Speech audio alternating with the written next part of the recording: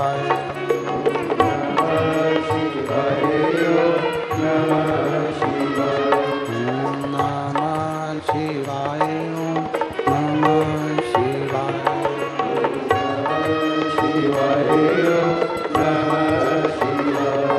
भोला नमः शिवाय, भोला नमः शिवाय, भोला नमः शिवाय, भोला नमः शिवाय, भोला नमः शिवाय, भोला नमः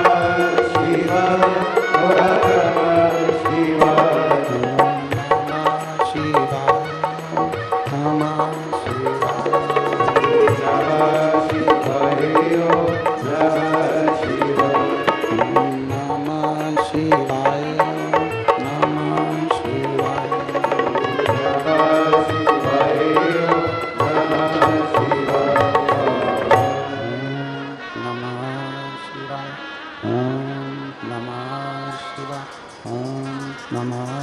शिवाय।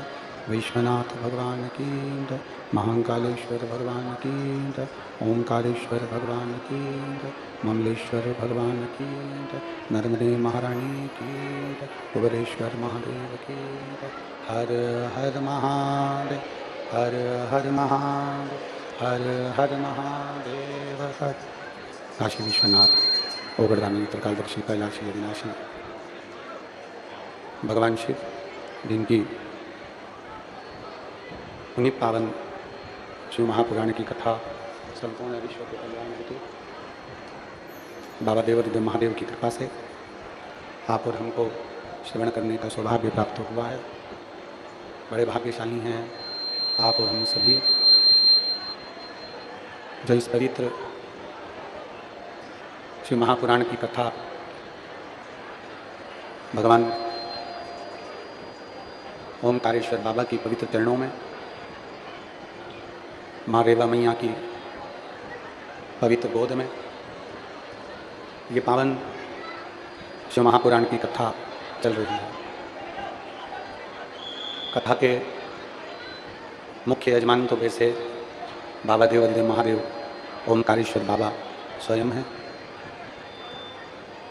माँ नर्मदा जी, भगवान श्री ममलेश्वर और उनकी कृपा से श्री गोपाल बंसी लाल जी सोमानी परली बैजनाथ से, श्री अमित मुदगल रजनी मुदगल बिहता अम्बाला हरियाणा से, राजमल शंकर लाल जी सोनी गोपाल शंकर लाल जी सोनी देवास से, संजय मानिक चंद्र गवते सोलापुर महाराष्ट्र से, दामोदर ममता चांडक महेश्वरी रायपुर छत्तीसगढ़ से, स्वर्गीय कमल किशोर साहू नरेंद्र साहू मकरमा टेंट हाउस नागपुर महाराष्ट्र से, विधायक माननीय श्री नारायण जी पटेल, विधायक माननीय श्री सचिन बिरला जी। सभी यजमानों के लिए एक बार जोरदार ताली बजाकर स्वागत वंदन अभिनंदन, जिन्होंने इस पवित्र शिव महापुराण की कथा का आयोजन करवाकर आप और हम सभी को कृतार्थ किया है। प्रभु की कृपा से, भगवान देवादिदेव महादेव की करुणा से ये जो मनुष्य का शरीर मिला है, ये कोई साधारण सा नहीं है। कितनी बार हमने जन्म लिया, कितनी बार हमारी मृत्यु हो गई। जगतगुरु शंकराचार्य जी कहते हैं, पुनरपि जननम पुनरपि मरणम के प्रपंच से निकलकर फिर वापिस इस मृत्यु लोक में जन्म ना हो, उसके लिए कोई ऐसा कार्य करा जाए जिससे हम भगवान शंकर के हो जाएं और शिव हमारा हो जाए और हम देवादिदेव महादेव के उस धाम में सदा निवास कर लें।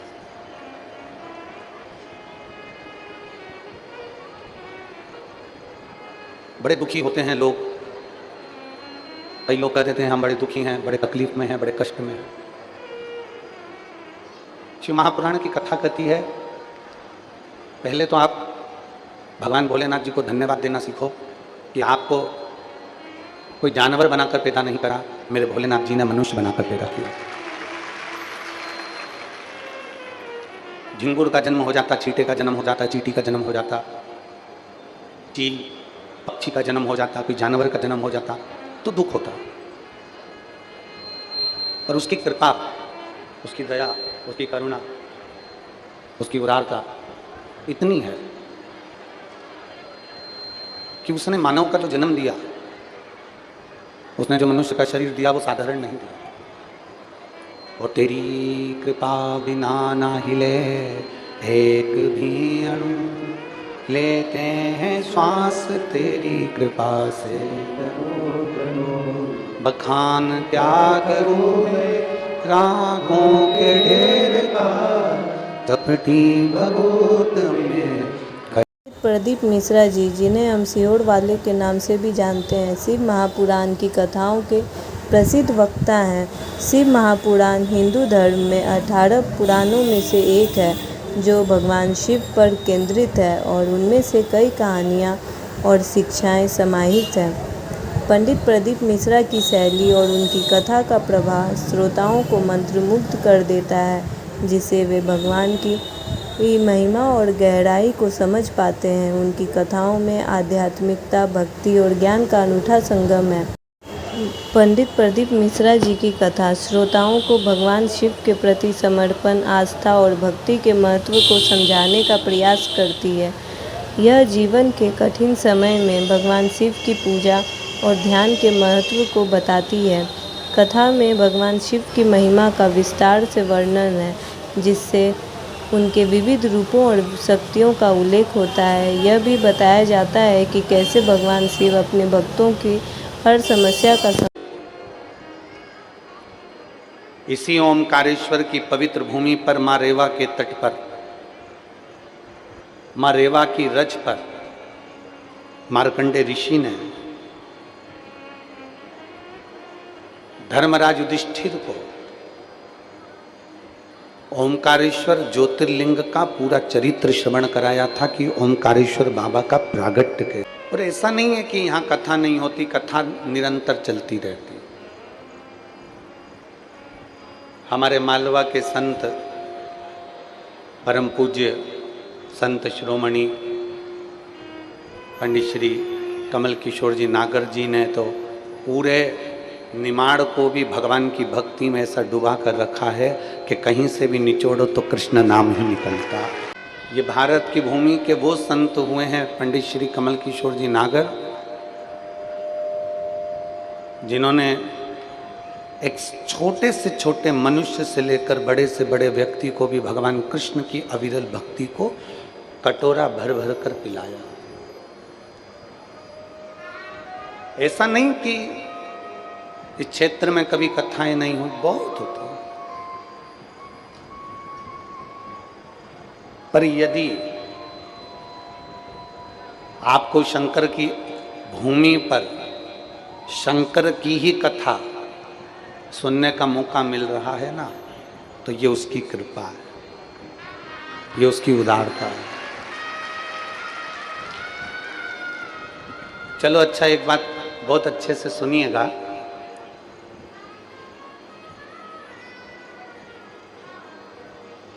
किसी के घर में जाकर अगर कोई कहे ना कि तुम्हारे लड़के ने बहुत अच्छा कार्य किया है, तुम्हारे पति ने बहुत अच्छा कार्य किया, तो उसकी पत्नी, उसकी बेटी, उसकी बहू, उसके परिवार वाले बड़े खुश होते हैं। आज सबसे बड़ी प्रसन्नता का विषय ये है कि हम देवाधिदेव महादेव के घर में बैठकर उनका गुणगान कर रहे हैं और उन्होंने जो जो किया है उसका बखान कर रहे हैं कि बाबा ने हमको क्या किया।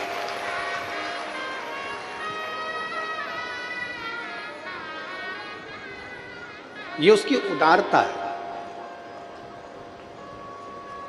ये उसकी करुणा है। और बिना करुणा के कोई नहीं बैठ सकता।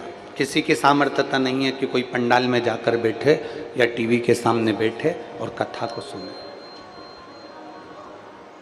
कल एक पत्र था, समय थोड़ा सा कम था इसलिए हम उस पत्र का जवाब नहीं दे पाए। उस पत्र में एक बहन ने लिखा कि भगवान से हमारा संबंध क्या होना चाहिए।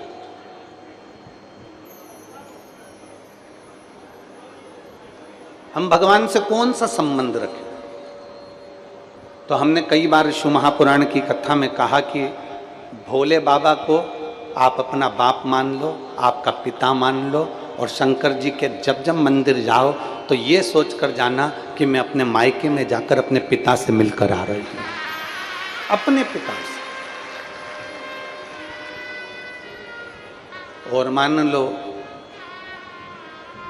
हम भगवान से संबंध कैसा रखें, और इतना भी आप संबंध नहीं बना सकते तो एक संबंध जैसे राम जी और शबरी का संबंध था, ऐसा संबंध आप और हमारा भगवान का और आपका होना चाहिए।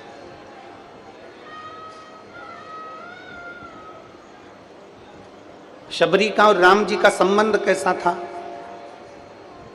शबरी को गुरुजी ने कह दिया था कि भगवान आएंगे। शबरी को गुरुजी ने कह दिया था कि राम आएंगे। शबरी को गुरुजी ने कह दिया था कि भगवान का दर्शन तुझे यहां होगा। तो शबरी रात दिन भगवान की इंतजार करती थी। गुरु मातंग बाबा ने ये नहीं कहा था शबरी को कि राम परसों आएंगे, कि कल आएंगे, कि नरसों आएंगे, कि 3 तारीख को आएंगे, कि 4 तारीख को आएंगे, कि 8 तारीख को आएंगे, कि 9 तारीख को आएंगे, कि 10 तारीख को आएंगे। ये नहीं बोला था। बस मातंग ऋषि ने शबरी अम्बा से कह दिया था कि राम, जम के बोलो जरा। पर ये नहीं बताया कि कितनी तारीख को आएंगे, कब आएंगे, कैसे आएंगे, किस जगह पर आएंगे।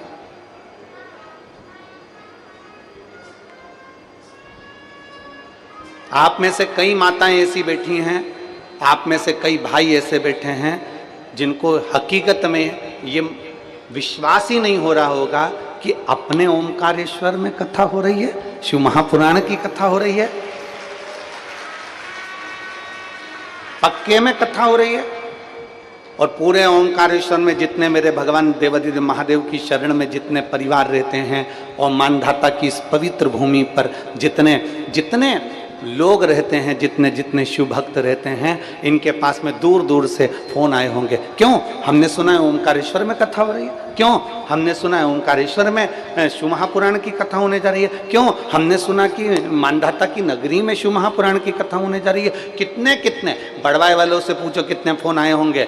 यहाँ आसपास में बूंदी वालों से, खंडवा वालों से, हरसुद वालों से, इधर आसपास वालों से सबसे पूछो कितने फोन आए होंगे कि लोगों ने पूछा होगा क्यों कथा हो रही है, क्यों कथा हो रही है। क्योंकि विश्वास नहीं था। शबरी को मातंग बाबा ने कह दिया था कि राम आएंगे। वो बस उसका इंतजार करती रही कि राम आएंगे, राम आएंगे, राम आएंगे। इंतजार में लगी रही, इंतजार में लगी रही। रोज रंगोली डाल देती, बुआरी काट देती, झाड़ू लगा देती, सफाई कर देती और इंतजार करा करती, बहुत इंतजार करती।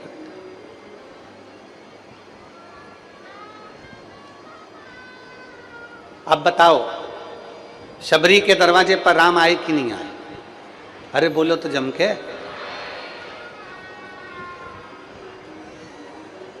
आपके लिए ओमकारेश्वर बाबा ने शिव महापुराण बुलाई कि नहीं बुलाई? आपके लिए।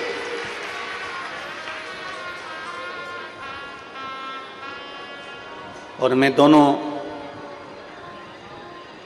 श्री नारायण पटेल जी विधायक जी को और श्री सचिन बिरला विधायक जी को धन्यवाद देता हूं। दोनों विधायकों ने और पूरी पंचायत ने, यहाँ के जो सरपंच हैं, यहाँ के जो व्यवस्थापक हैं, यहाँ के एसपी, कलेक्टर, कमिश्नर आदि, टीआई, कांस्टेबल जितने भी हैं, सबने बहुत बहुत सुचारू रूप से उसका इंतजार किया, आएगा। राम जी और शबरी का जो संबंध है, ऐसा संबंध हमारा होना चाहिए। तुमने सुन लिया कथा में कि 1 लोटा जल चढ़ाने से तकलीफ मिटेगी। अगर गुरु के वचन पर शबरी ने विश्वास करा, मातंग ऋषि के वचन पर, तो राम जी के वचन अर्थात गुरु के वचन पर जब भरोसा करा, गुरु के वचन पर जब विश्वास करा, तो राम जी को शबरी के दरवाजे पर आना पड़ा। आपका विश्वास जिस दिन दृढ़ हो जाएगा, आपका भरोसा जिस दिन पक्का हो जाएगा और आपने सोच लिया कि मैंने गुरुजी के मुख से सुना है, एक बेलपत्री खाने से रोग निवारण होता है, एक बेलपत्र खाने से कैंसर जैसा रोग भी समाप्त हो जाता है, एक बेलपत्र खाने से किडनी लीवर तक काम करना प्रारंभ कर देती है, एक लोटा जल भगवान देवाधिदेव महादेव को चढ़ाकर आचमन करने से सारे रोग मिट जाते हैं। जब तुमने पक्का भरोसा कर लिया कि सफेद आंकड़े की जड़ कमर में बांधूंगी, मेरी संतान होगी, पशुपति व्रत करूंगी, मेरा काम हो जाएगा, मैं बाबा को बेलपत्री के पेड़ के नीचे ब्राह्मण के जोड़े को भोजन कराऊंगी, मेरी गोद भरा जाएगी, ये सब कुछ आपने एक विश्वास के साथ, एक भरोसे के साथ पक्का मान लिया, विश्वास पक्का कर लिया, तो मेरे ओंकारेश्वर बाबा को भी तुम्हारे वचन को पक्का करने के लिए आकर तुम्हारी गोदी भरना है। एक भरोसा पक्का करो, एक विश्वास पक्का करिए। और तेरा ही दिया मैंने खाया पिया है, तेरा शुक्रिया, तेरा शुक्रिया, मुझे भोले बाबा बहुत दे दिया है, तेरा शुक्रिया, तेरा शुक्रिया। ये जायदाद दी है, औलाद दी है, मुसीबत में हर वक्त इमदाद दी है, तेरा ही दिया मैंने खाया पिया है, तेरा शुक्रिया, तेरा शुक्रिया, तेरा शुक्रिया, तेरा शुक्रिया। ये उसकी कृपा से मिला, ये उसकी दया से मिला, ये उसकी करुणा से मिला। संबंध रखना है ना आपको, तो वो संबंध रखो जो शबरी और राम का रहा है। संबंध रखना है आपको, तो वो संबंध रखो जो एक बेटी, एक बेटा और एक बाप का होता है। एक संबंध रखो, बिना संबंध के कुछ नहीं, कुछ नहीं।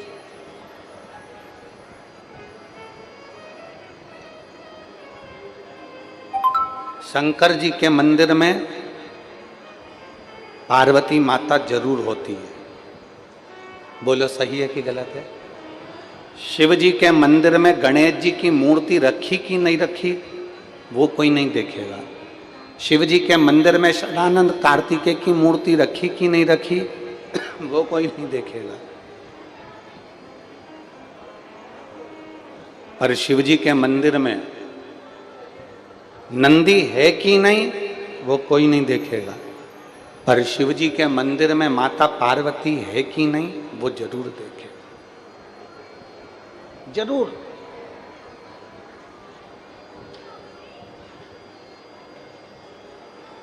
यहाँ परली बैजनाथ वाले सोमानी जी यजमान पद ग्रहण करे हैं, बैठे होंगे। कहाँ बैठे हैं? आगे बैठे होंगे। हाँ, ये बैठे हैं। ये परली बैजनाथ वाले सोमानी जी हैं, जिनके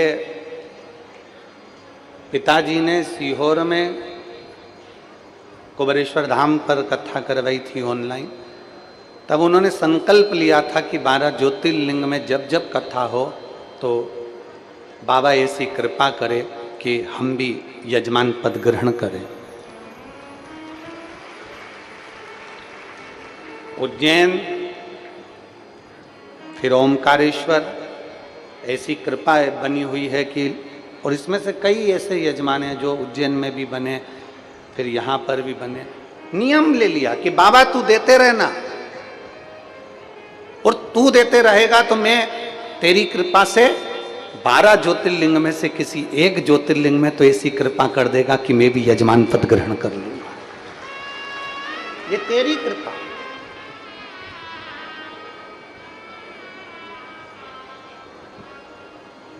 शिव मंदिर में गणेश जी हैं कि नहीं पता नहीं, शिव मंदिर में कार्तिकेय हैं कि नहीं पता नहीं, शिव मंदिर में नंदी है कि नहीं पता नहीं, पर शिव मंदिर में माता पार्वती का होना जरूरी है। क्यों पार्वती का होना क्यों जरूरी है?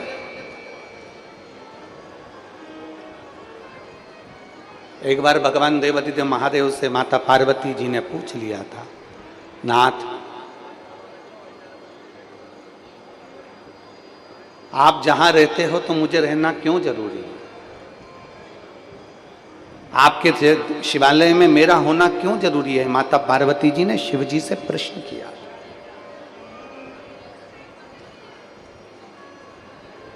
भगवान देवादिदेव महादेव ने कहा था, सुनो पार्वती, संसार में जन्म लेने वाले ऐसे कई बच्चे हैं जिनकी माता नहीं है। संसार में जन्म लेने वाले ऐसे कई बच्चे हैं जिनके पिता नहीं हैं। संसार में जन्म लेने वाले ऐसे कई हैं जो एक अवस्था के अनुकूल धीरे धीरे धीरे धीरे जिनकी माता चली जाती है, पिता चले जाते हैं और वो अकेला अकेली वो रह जाता है।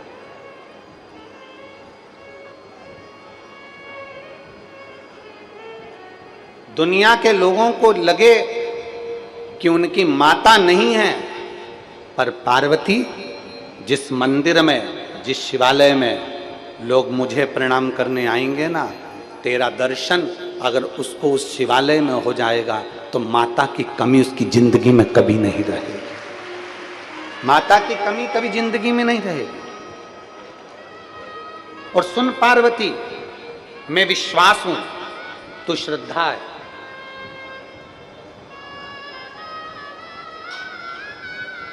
सुन पार्वती, मैं विश्वास हूं तू श्रद्धा है।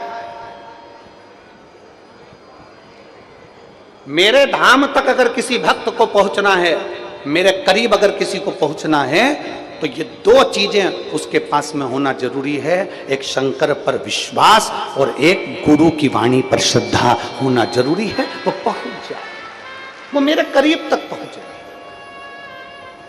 अब जरा विचार करिए, जरा देखिए, अगर आप पंडाल की दशा देखेंगे, हम तो एलईडी पर भी बोलेंगे, आस्था चैनल वालों को बोलेंगे, टीवी पर दिखाइएगा, पंडाल की स्थिति देखेंगे तो पूरे पंडालों में कहीं पांव रखने की जगह नहीं है। धूप में लोग खड़े हुए हैं, लोगों ने अपनी अपनी चादर, अपना अपना छाता धूप में लगाकर बैठे हुए हैं। और यही की यही स्थिति पूरे रोड पर, ओमकारेश्वर मोड़ टक्का के रोड पर गाड़ी से जाकर देखना, पूरे रोड पर पेड़ों के नीचे लोग अपनी अपनी दरी बिछाकर, चादर बिछाकर आराम से बैठकर कथा का रसपान ग्रहण कर रहे हैं। इतना ये विश्वास, ये श्रद्धा, ये भरोसा, ये भक्ति, ये दृढ़ता ही तो है जिसके बल पर आपको परमात्मा का दर्शन होता है और परमात्मा को अपना भक्त प्राप्त होता है। ये विश्वास की दृढ़ता, ये भरोसे की दृढ़ता। अगर विश्वास नहीं हो तो परमात्मा कहां है?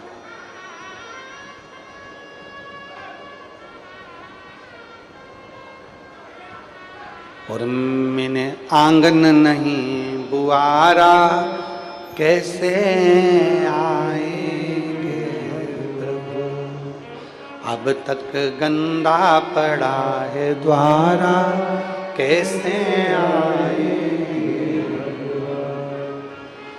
कैसे आएंगे प्रभु, कैसे आएंगे प्रभु, कैसे आएंगे भगवान, कैसे आएंगे प्रभु, अब तक गंदा पड़ा है द्वारा, कैसे आएंगे। हमारे रोज घर की झाड़ू लगाते हो, रोज घर का पोछा लगाते हो, रोज घर को साफ करते हो, रोज घर को क्लीन करते हो, तो निवेदन है रोज 1 बजे या 2 बजे जो शिव महापुराण की कथा आपको सुनने को मिले उसको सुनो, जिससे ये दिल में भी पोछा लगता रहे, ये मन भी क्लीन होता रहे, ये मन भी साफ होता रहे। जरूरी है, उसका साफ होना जरूरी। जिस पवित्र भूमि पर मार्कंडे बाबा ने धर्मराज युधिष्ठिर को शिव महापुराण की कथा का वाचन किया, स्कंद पुराण का रेवा खंड मार्कंडे बाबा श्रवण करा रहे हैं धर्मराज युधिष्ठिर को। मार्कंडे बाबा श्रवण करा रहे हैं धर्मराज युधिष्ठिर को कि शंकर कैसे प्रकट हुए, शिव कैसे आए, शंकर कैसे आए, कैसे पहुंचे हैं। महाराज, जिस भूमि पर संत, साधु, गुरुजन, तपस्वी जन तप करते हैं, तपस्वी तप करते हैं, उस भूमि पर ओमकारेश्वर बाबा का प्रागट्य होना। और बहुत ध्यान देना,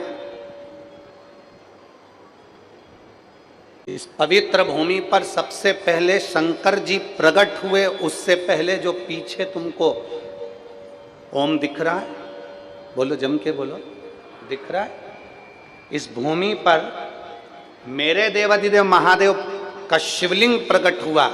उससे पहले मेरे देवाधिदेव महादेव ने डमरू का नाद कर कर सबसे पहले ओम को प्रकट करा था, ओम अक्षर को प्रकट करा।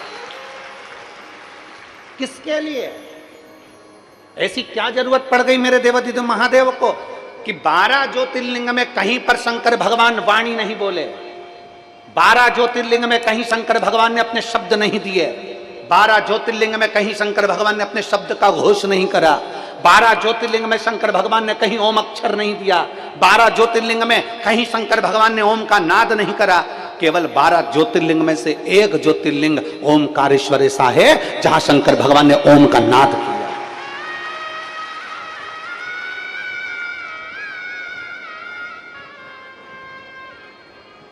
काशी में भगवान शंकर ने ओम का नाद नहीं करा, उज्जैनी में शंकर भगवान ने ओम का नाद नहीं करा। 12 ज्योतिर्लिंग के चरित्र को उठाकर देखिए, 12 ज्योतिर्लिंग के पूरे पूरे चरित्र का स्मरण करिए, 12 ज्योतिर्लिंग के पूरे पूरे वेद और पुराण का शास्त्र का अध्ययन करिए, कहीं पर भगवान शंकर ने ओम का नाद नहीं करा। केवल एक माँ रेवा का तट, ये पवित्र भूमि ओमकारेश्वर की, जिसमें सबसे पहले शंकर भगवान ने ओम का नाद किया है। सबसे पहला ओम का नाद शिव जी ने किया। किसके लिए? मार्कंडे ऋषि कह रहे हैं, मार्कंडे बाबा कह रहे हैं धर्मराज युधिष्ठिर से, सुनो धर्मराज,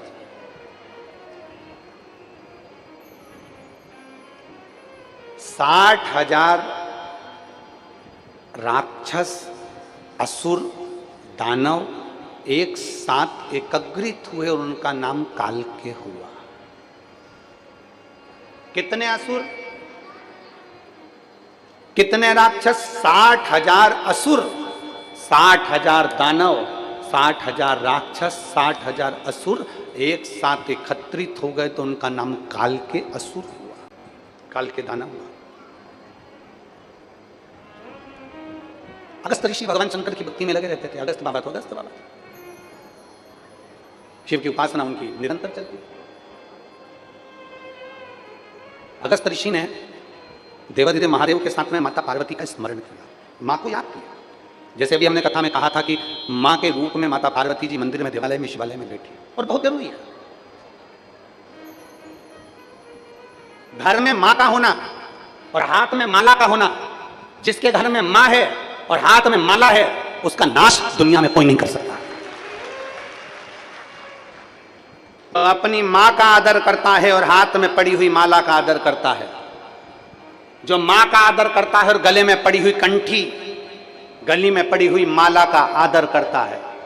मालूम पड़े तुलसी की माला गले में पहन ली, रुद्राक्ष की माला गले में पहन ली और दुनिया की निंदा कर रहे हो, कोई मतलब नहीं। तुम्हारी कंठी पहनने से तुम्हें कोई मतलब नहीं। कंठी का मतलब क्या होता है? तुलसी की कंठी पहनते उसका मतलब क्या है? रुद्राक्ष की कंठी पहनते उसका मतलब क्या है? तुलसी की कंठी तुमने गले में धारण कर ली और कह दिया हमने गुरुजी से मंत्र लिया था इसलिए तुलसी की कंठी पहनी है, हमने मंत्र लिया था इसलिए रुद्राक्ष की कंठी पहनी है। कंठी का मतलब क्या होता है? कंठी का मतलब यह है कि हमारे कंठ से, हमारी वाणी से, हमारे शब्द से कभी भी किसी का आहित ना हो, किसी को गाली ना दी जाए, किसी का अपमान ना किया जाए, किसी को शब्द ऐसा ना कहा जाए जिससे किसी को कुछ मन में घात लगे।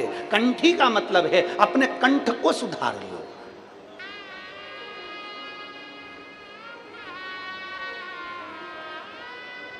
अपने कंठ को सुधारना मतलब कंठी का।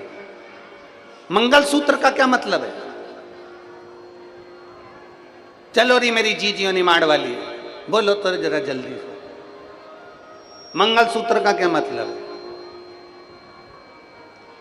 गले में जो मंगलसूत्र पहना रहता है उसमें काले मोती, लाल मोती और बीच बीच में सोने के मोती पड़े रहते हैं। मंगलसूत्र का मतलब है कि तेरे गले में ये जो मंगलसूत्र पड़ा हुआ है, मतलब तू अकेली नहीं है, तेरे साथ पीछे से कोई तुम्हें बल देने वाला, कोई तुम्हें ताकत देने वाला पीछे से तेरे साथ कोई ना कोई कदम मिलाकर चलने वाला तेरे साथ चल रहा है। ये मंगलसूत्र। और मंगलसूत्र में जो काले धागे हैं, सोने के दाने हैं, काले दाने, सोने के दाने, फिर काले दाने, फिर सोने के दाने, लाल दाने, फिर सोने के दाने, ये हमें बताते हैं कि हमारे मंगलसूत्र को देखकर अगर एक जैसे काले काले के दाने मंगलसूत्र में नहीं होते, एक जैसे सोने सोने के दाने मंगलसूत्र में नहीं होते, उसमें काला और पीला, काला पीला, लाल पीला उस मंगलसूत्र में दाने होते हैं। वो ये बताता है शादी के समय पर जब दूल्हा दुल्हन के गले में मंगलसूत्र पहनाता है तो मतलब मंगलसूत्र का मतलब वो दूल्हा दुल्हन के गले में इसलिए पहना रहा है कि तू मुझसे शादी कर रही है। इस मंगलसूत्र को देख लेना, इसमें आधे दाने काले हैं, आधे दाने पीले हैं। अर्थात जिंदगी एक जैसी नहीं चलती, कभी काली जिंदगी रहेगी, कभी पीली जिंदगी रहेगी, कभी सुख की जिंदगी रहेगी, कभी दुख की जिंदगी रहेगी। मैंने तेरे गले में मंगलसूत्र पहनाया है, मैंने तेरे गले में मंगलसूत्र धारण कराया है, इसलिए तू ये अंदाजा लगा कर रखना कि मंगलसूत्र का एक एक दाना एक जैसा नहीं होता। मंगलसूत्र में भी काले और पीले दाने होते हैं, सोने के और काले दाने होते हैं, लाल और काले दाने होते हैं। उसी तरह अपनी जिंदगी में भी अच्छे दिन और बुरे दिन आते रहते हैं, घबराना नहीं। मंगलसूत्र में आखिरी में एक नीचे कटोरी आ जाती है। बोलो बोलो, जम के बोलो जरा, जी हो, सही है गलत है? पर एक निवेदन आप सबसे करेंगे, हम पहले भी व्यासपीठ से करते हैं, आज भी कर रहे हैं। सोने की कोई चेन, कोई मंगलसूत्र, कोई अंगूठी, कोई महंगा पर्स, कोई पैसा लेकर आप कथा के पंडाल में बिल्कुल मत आओ। आप तो मेरे बाबा के होकर आओ, मेरे शंकर को लेकर जाना है। इसलिए जब हीरा रूपी डायमंड, जब शिव पुराण रूपी मिल रहा है तो तुम्हारी कीमती सामान को अपने अपने घर में छोड़कर आया करो, मत बिल्कुल मत आओ लेकर, उसको लेकर नहीं आओ। मंगलसूत्र में काला पीला, सोने का, फिर काला, और आखिरी में आ जाती है एक छोटी सी, जम के बोलो, कटोरी, कोई छोटा सा पेंडिल।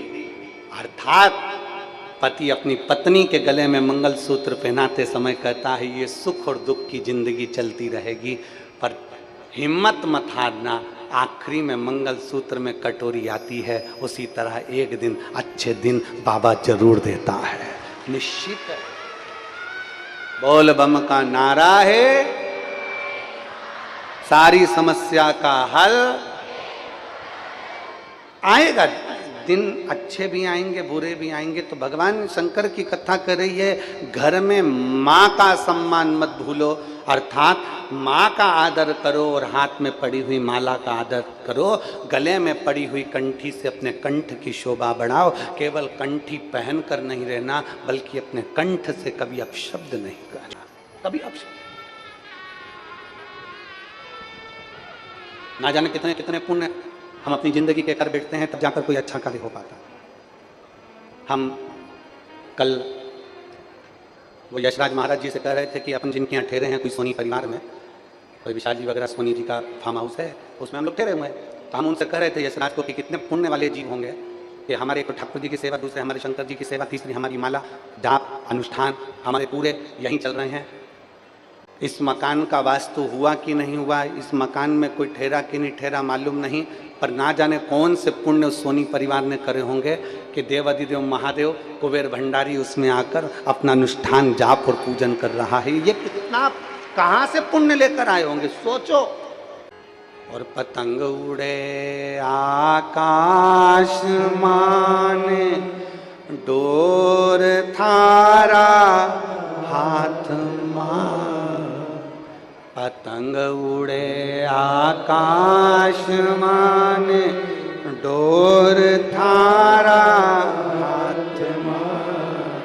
ओ बाबा मारी पतंग ऊंची राख जे, भोले बाबा मारी पतंग ऊंची राख जे। शंभु बाबा थारा चरण कमल माराख जे, भोले बाबा थारा चरण कमल में। अपनी कंठ में जो कंठी पड़ी है उसकी शोभा है। मां और माला दोनों की इज्जत करना चालू कर दो। घर में मां का होना जरूरी है और हाथ में, जम के बोलो जरा, माला का होना जरूरी है। घर में मां रहती है तो तुम्हारा बाल बांका नहीं होने देती है, और हाथ में माला होती है तो वो डूबने नहीं दे सकती, वो डूबने नहीं देगी। पर आजकल एक नया जमाना आ गया, माला की जगह लोग बाबू कंजन कहां से कंजन कौन बटन वाला सिस्टम लिया। एक इतनी बड़ी घड़ी जैसा होता है, वो हाथ में लगा रहता है, नहीं दबाते देखी कि नहीं देखी तुम लोगों ने? अरे बोलो तो सही, देखिए इतनी बड़ी रहती है, उंगली में को पहन लो, नहीं बस ऐसे ऐसे दबाता। हमने पूछा एक दो जीजियों से, हमने एक दो जीजियों से पूछा, क्यों रही ए इंदौर वाली जीजी, ए कमला, हो गुरु जी, हमने कही है, तो कहते गुरु जी माला है। हमने कहा माला तो दिखी नहीं थी 108 मन का, कि कहीं दिखी नहीं। अरे गुरु जी आजकल का फैशन यही है, तो हम तो यूं दवाई लेते हैं। हमने भी कहा ठीक है, माला फेरते थे तो बीच में सुमेरु आता था, और सुमेरु आता था तो वहां से माला को पलट लेते थे। तो भगवान भी एक माला जैसी पलटाती थी, भगवान हमारी ग्रह दशा को पलट देता था। भगवान भी हमारी ग्रह दशा को पलट देता था। अब तुम्हारे पास में दबाने के लिए यूं यूं दबाओ तो भगवान भी तुम्हारा गला दमिच ले। अब उससे कौन सा तुम्हें पुण्य मिल रहा है? रुद्राक्ष की माला जपते थे तो हमारी इंद्रियां उसके अनुकूल रहती थी। तुलसी की माला जपते थे तो भगवान हमारी इंद्रियों को संयमित रखता था। वो बटन दबाने से कौन सी संयमता रहेगी ना। इतना भी फैशन मत लाओ जिसमें परमात्मा पीछे हट जाए और तुम्हारा फैशन आगे बढ़ जाए। हर हर, इतना भी फैशन नहीं चाहिए, बन सके।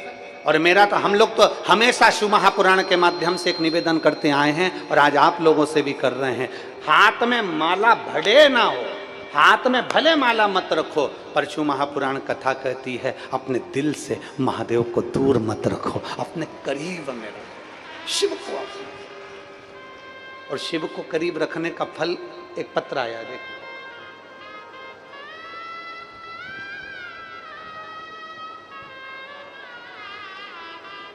मेरा नाम सीमा यादव है, पति का नाम अशोक यादव है, मेरा मोबाइल नंबर ये है। हम ओमकारेश्वर के पास में गांव धावड़िया के निवासी हैं।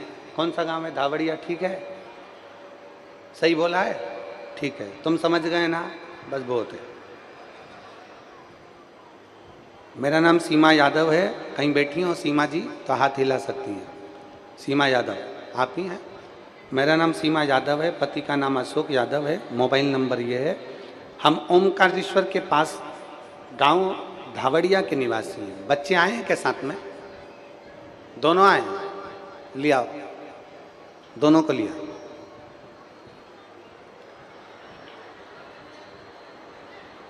लिया। धावड़िया के निवासी हैं। मेरी शादी को 17 साल हो गए थे गुरुदेव, और शादी के 17 साल पूरे हो चुके थे पर कोई संतान नहीं थी। हमने डॉक्टरों से बहुत इलाज कराया, 5 बार तो IVF कराया। अब आप लोग पत्र पढ़ रहे होंगे एलईडी पर, तो आप लोग आस्था चैनल पर भी पत्र पढ़ रहे होंगे, तो उसमें पढ़ रहे होंगे। हमने डॉक्टरों से बहुत इलाज कराया हुआ, 5 बार IVF, 3 बार टेस्ट बेबी होने पर भी फायदा नहीं हुआ। तब हमने बेलपत्री के नीचे खीर वाला प्रयोग किया, फिर भी गोद नहीं भरी। मेरी ननंद के बताने पर हमने पशुपतिनाथ का व्रत और आंकड़े की जड़ का प्रयोग किया और मेरा 5वां सोमवार था कि डॉक्टरों से इलाज के लिए हम बताने के लिए गए और मालूम पड़ा कि मेरा गर्भ ठहर गया। ये शिव भक्ति है। 5 बार IVF करा लिया, 3 बार टेस्ट बेबी करवा लिया। 17 साल में ऐसा कोई जगह नहीं थी जहां पर जाकर हमने विनती ना करी हो। 17 साल में जगह जगह से गोद भरवाई, फिर भी संतान का सुख नहीं हुआ। अब लोग इंतजार करते हैं 1 साल, 2 साल, 3 साल, 4 साल, 5 साल, 6 साल, 7 साल, 8 साल, 9 साल, 10 साल, इससे ज्यादा कौन इंतजार करेगा कि अब औलाद होगी? किसको मालूम? कौन सोचेगा कि औलाद का सुख होगा? किसको मालूम? और कौन विचार करेगा? 5-7 साल तक लोग इंतजार करते हैं, उसके बाद विचार करने लगते हैं कि अब संतान का सुख नहीं। अब तो डॉक्टरों को दिखाना पड़ेगा। डॉक्टरों को भी दिखाया, IVF भी करवाया, टेस्ट भी करवाया और 1 बार नहीं 3 बार करवाया। आखिरी में हार कर बैठ गए गुरुजी। तब मेरी ननंद के कहने पर पशुपतिनाथ का व्रत किया और पशुपतिनाथ का व्रत करा।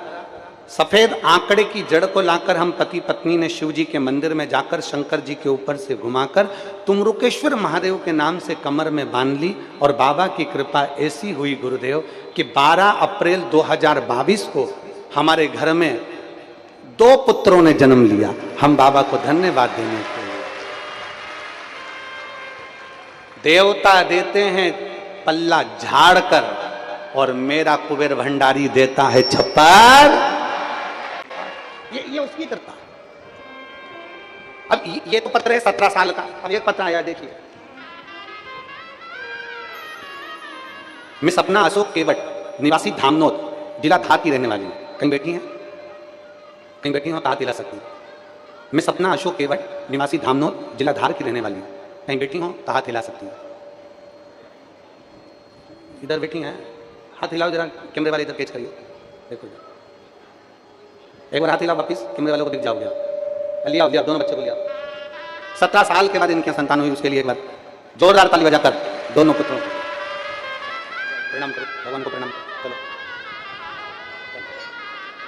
प्रणाम करो, प्रणाम करो, प्रणाम।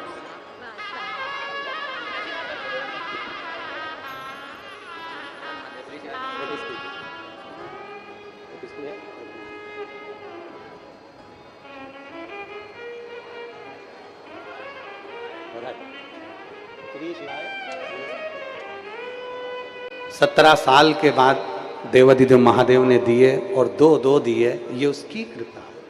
एक पत्र और बड़ा सुंदर है।